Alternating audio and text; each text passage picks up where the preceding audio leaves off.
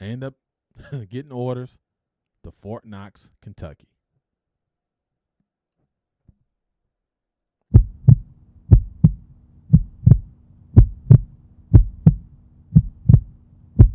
So I'm at Fort Knox, and the unit I'm in, it was a good time, but most of those guys and gals, they were ready to retire.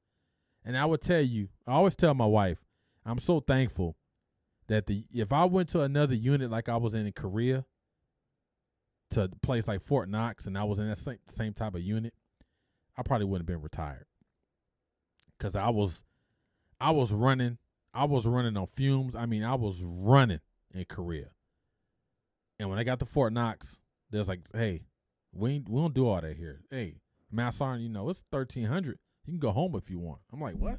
What do you mean go home? We got stuff to do. Very relaxed environment. Our main focus was to train the warfighters, to make sure the warfighters executed all their missions.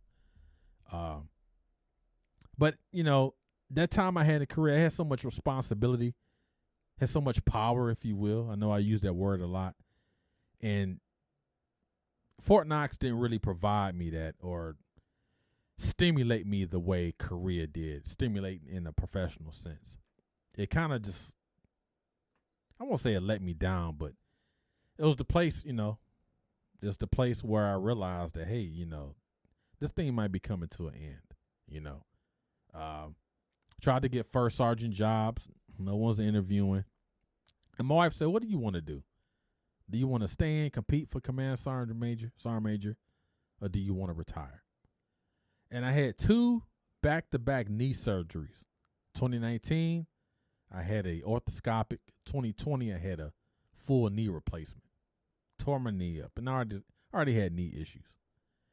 But that was the first time I want to say about Fort Knox. I have nothing negative to say about Fort Knox.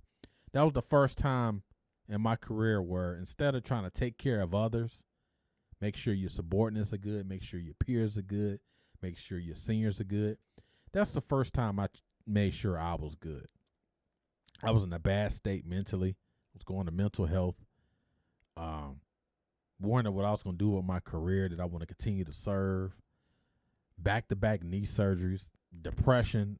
Man, it was everything I experienced in Korea. There's no way I could have forecasted I would experience these things in Fort Knox a year later. I was 2 totally different people. I had lost that energy. I had lost that hunger. I had lost that fight. I had lost that will. And that's when I knew this may be time. And I remember the thing, one event that led me to believe it's time to retire. And I told some people this. My second knee surgery, or was it the first one? One of the knee surgeries. I remember laying in bed. Now I'm on prescriptions and all that. I'm laying in my bed, and we have a ceiling fan in our bedroom. And I remember watching the blades on the fan. Right, I'm on all this medication, knee elevated and everything. And I'm watching this fan spin around, and it's like every blade in the fan was a rank in specific events in my military career, to include the Marine Corps. Now, I remember watching this fan. It was almost like I was watching a movie, just spin around. E5, corporal, staff sergeant, sergeant first class, master sergeant, all these things. And I felt the spirit say, it is time. And I end up submitting my retirement paperwork. I end up retiring 2020. I out-processed July of 2020. Had my retirement ceremony. Did all those things, right? And I remember once I out-processed, everything was done. The lady that was helping me, she said, Master Sergeant, you are finished. You're out processed. You are done. And when she said that, all I heard her say, you're done.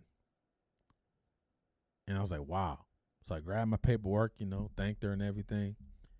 And I walked outside, and right outside the one-stop out process center at Fort Knox, there's a train track, a bridge.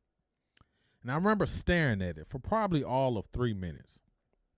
And I remember staring at it. It just happened to be a train coming on the track. And when that train passed by, all those cars represented times in the military, similar to the ceiling fan. And it's like every event I could just see from the time I enlisted in the Marine Corps up until that moment where I was officially out. And I was like, man, that train represented what a great ride I had in the military. Each train car represented a great ride that I had. The good, the bad, the ugly, the fast, the slow, the highs, the lows, the aggression, the anger, the happiness, the smile, the rain, the sleet, the snow. It represented all that. And then when that train finally passed, it was like, it's over. What do I do now? 4 years in the Marine Corps, 21 years in the Army. Master Sergeant, you are now Damon. What do you do now?